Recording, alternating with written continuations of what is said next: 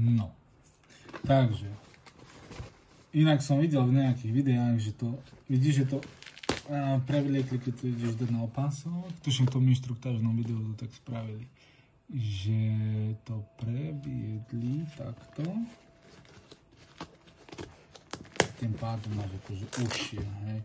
Ale sa mi toto nepáči, ako som skúšal, vieš, bežíš a toto sa ti robí s tým. Neviem, dobre. Takže vraví, že určite nie ponád, ale dobre, takže musím s týmto bojovať, hej, keď sa niečo stane mne hlavne, tak proste musím to, neviem ako ty poviem, no potom, hej, no, inak aha.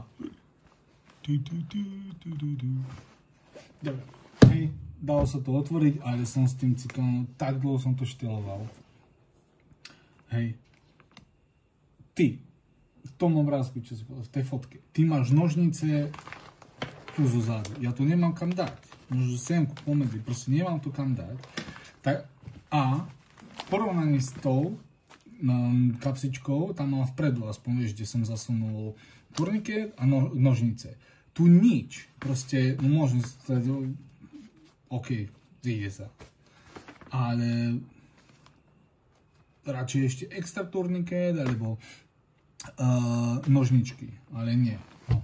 A tuto to mám takto napchané, hej, dobre, že zo začiatku ako ideš, hej, nožnice, rukavice, dal som sem tento turniket, lebo na ten nemám obal, ako na tento dáme tomu, alebo tento, že to je, no, dobre. Hej, turniket, fixka tu bola,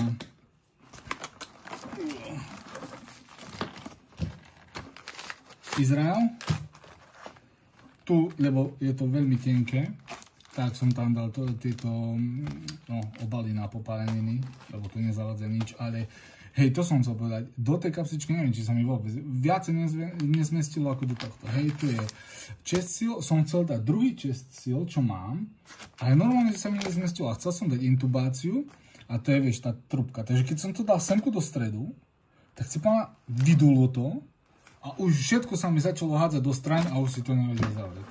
Hej, dobre, takže mám tu len ty kámo chest seal, nič iné, nič na popálenie, lebo sa to tam zmestí, ale chest seal, Izrael, turnike, to bolo tu a nožnice.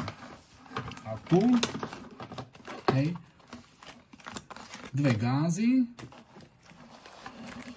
páska a tu je ešte vlastne ako tá folia proti strate tepla. A bolo tu pero ešte dať. No ale ty vole, normálne, že sa mi zmestí ako do tej menšej. Aspoň tak sa mi zdá. Neviem.